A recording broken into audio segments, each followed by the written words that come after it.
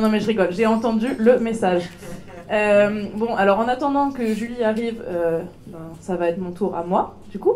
Je suis super contente d'être là ce soir avec vous toutes et tous. Mais en fait, peut-être que je vais décaler cette caisse.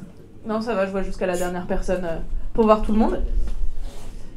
Alors, je suis particulièrement contente déjà parce que ici, c'est chez moi, j'ai grandi ici et cette ville m'a vu grandir, mais il y a des personnes qui sont là qui aussi m'ont vu grandir. Ici, il y a eu une instite qui était là quand j'étais à l'école primaire, bon, je la vois plus, mais il y a aussi des gens qui m'ont vu grandir politiquement. Moi, je remercie Julien, qui est en pleine interview, mais je remercie Julien de m'avoir donné envie de rejoindre Europe Écologie Les Verts et de m'avoir donné envie de faire de la politique, et puis surtout après d'avoir continué de me soutenir et pas en mode tiens, vas-y, rentre dans le parti et après débrouille-toi.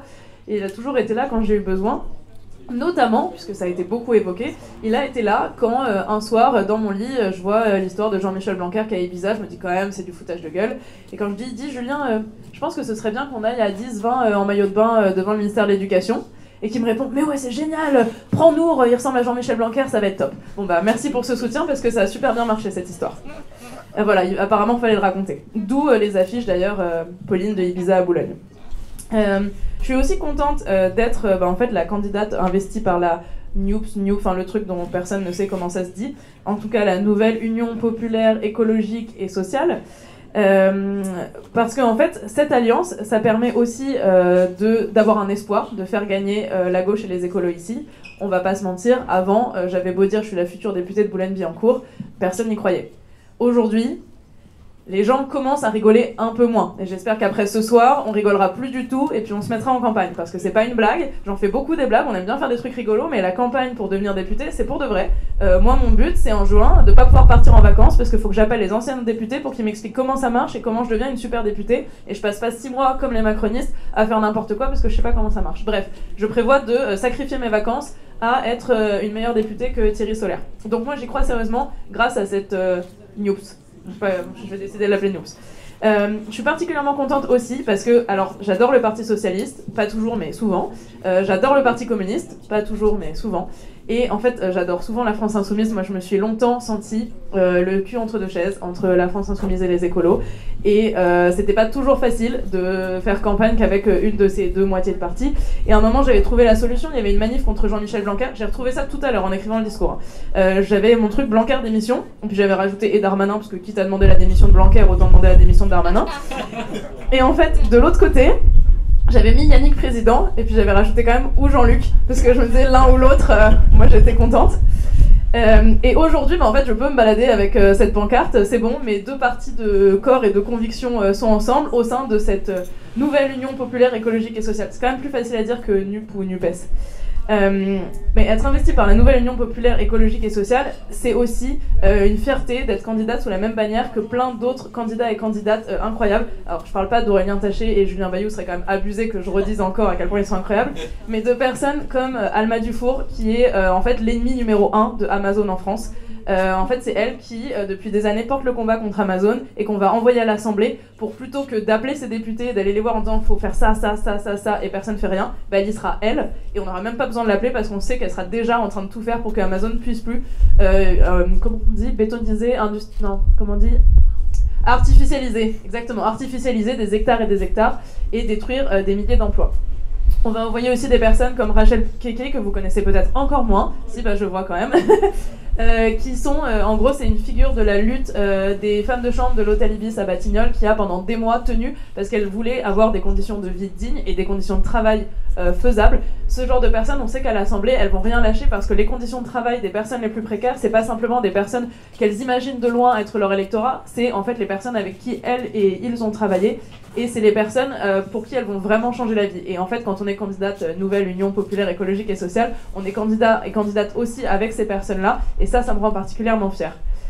Alors, moi, depuis toute petite, j'ai toujours fait de l'éco-anxiété. Quand j'étais petite, je me disais juste que l'endroit où je partais en vacances en Normandie depuis toujours, ça allait disparaître et être submergé par les eaux et ça me paniquait. Et en fait, j'avais cette urgence aussi de me dire il faut absolument aller à Venise avant que ça disparaisse. Pour moi, c'était ça le dérèglement climatique.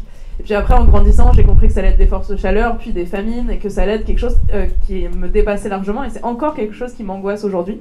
Et pendant très longtemps, je me suis dit que l'engagement, c'était quelque chose sous forme de sacrifice. Qu'en fait, j'allais passer toute ma vie à faire tout ce que je pouvais pour diminuer le plus possible le dérèglement climatique, et que après, et ben j'en profiterai pour vivre. En tout cas, après, je prendrai le temps de vivre. Et puis il y a pas longtemps, il y a un rapport du GIEC qui est sorti, qui nous disait il reste 3 ans, sinon c'est foutu. Et en fait, j'ai réalisé que c'était déjà foutu.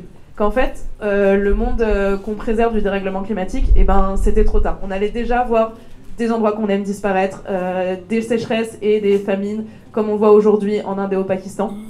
Mais c'est pas pour ça que c'est foutu de se battre, parce que chaque dixième de degré compte. Et donc en fait, même si dans 3 ans on n'a pas réussi à mettre des politiques climatiques ambitieuses, chaque dixième de degré comptera et vaudra le coup. Mais ça m'a fait prendre conscience d'autre chose. Alors c'est hyper pagaie ce que je vous raconte, je suis désolée.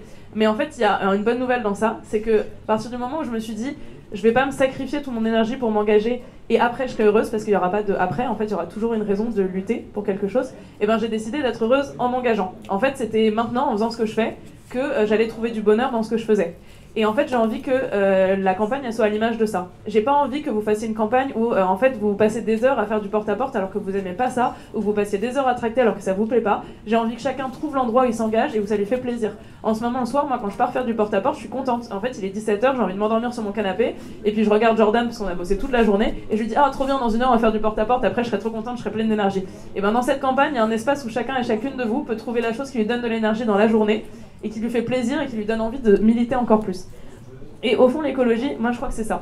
L'écologie, c'est souvent on dit ah bah faut voir avec long terme et court terme. En réalité, on se dit bah ok, mais là c'est une solution immédiate, il faut la faire maintenant, et tant pis si c'est mauvais pour la planète sur le long terme, ou l'inverse.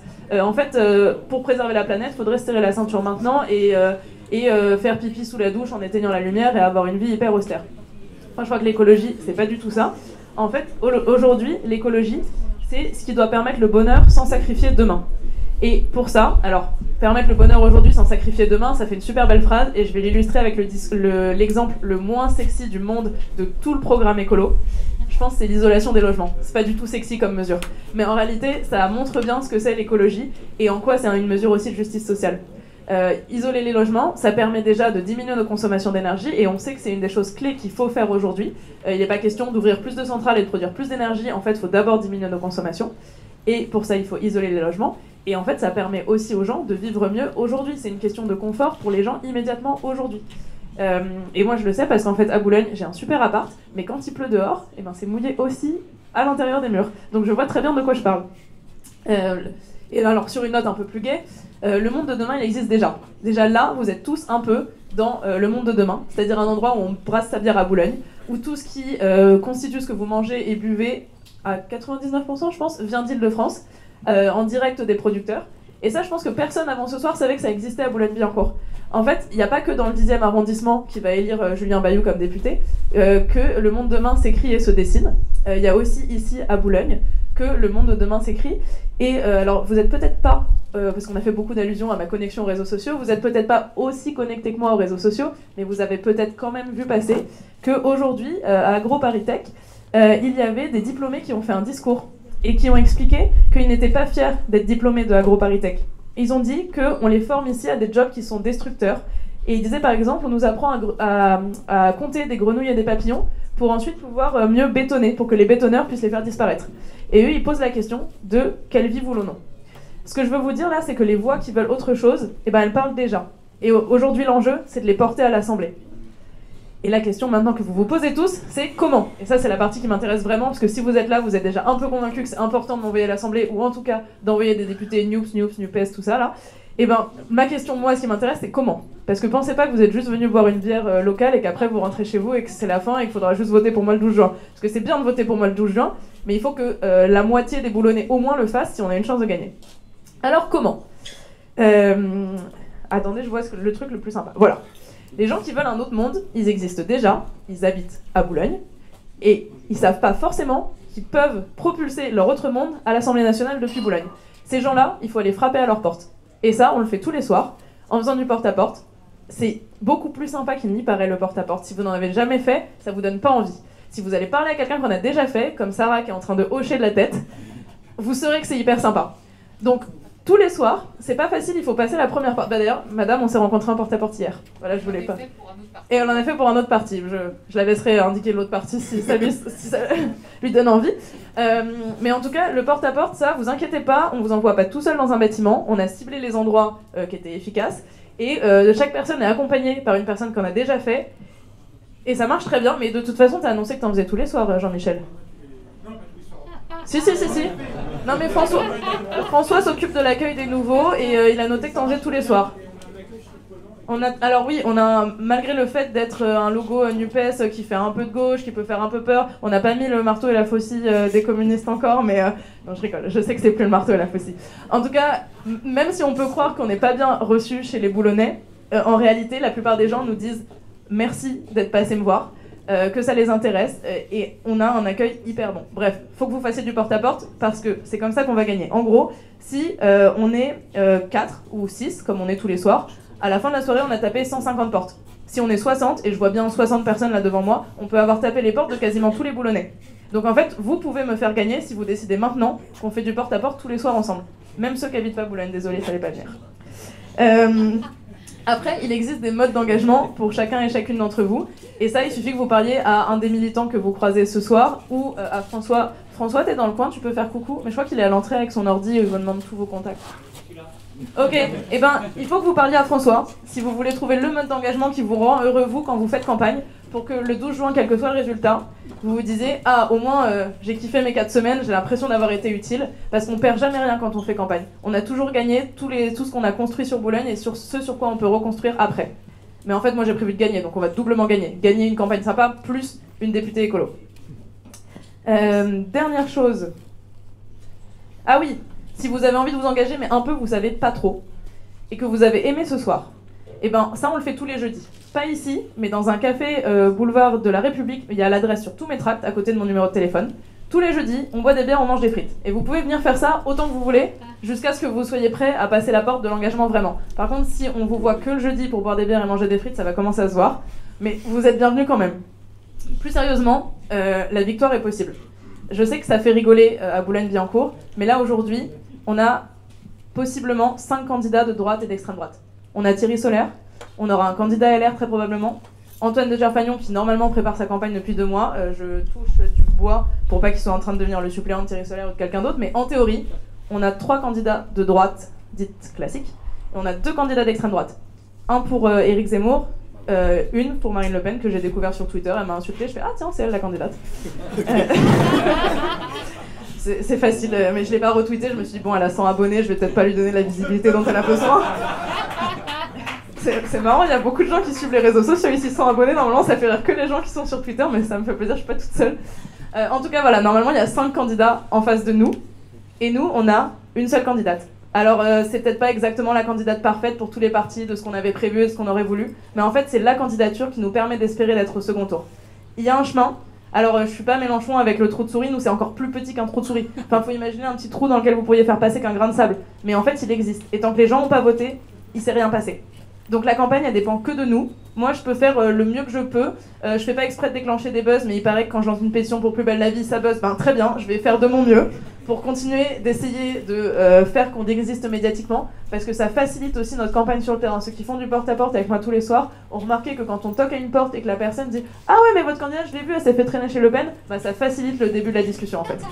Bah, alors je vais essayer de continuer de vous faciliter l'engagement de la discussion avec les Boulonnais, mais pour tout le reste, eh ben, moi j'ai besoin de vous. Et donc je compte sur vous pour faire campagne avec nous. J'ai pas vu Julie arriver, mais dès qu'elle arrivera, je lui passerai le micro. Et en attendant, eh ben, bonne soirée, on a le bar jusqu'à 22h au moins. Ça me fait plaisir que vous soyez là pour vous rencontrer, et je suis à votre disposition toute la soirée pour répondre à vos questions et pour vous forcer à rejoindre la boucle WhatsApp, parce que la victoire, elle n'existe que si on fait tous et toutes campagne jusqu'au 12 juin, puis jusqu'au 19 juin. Merci beaucoup. Bravo.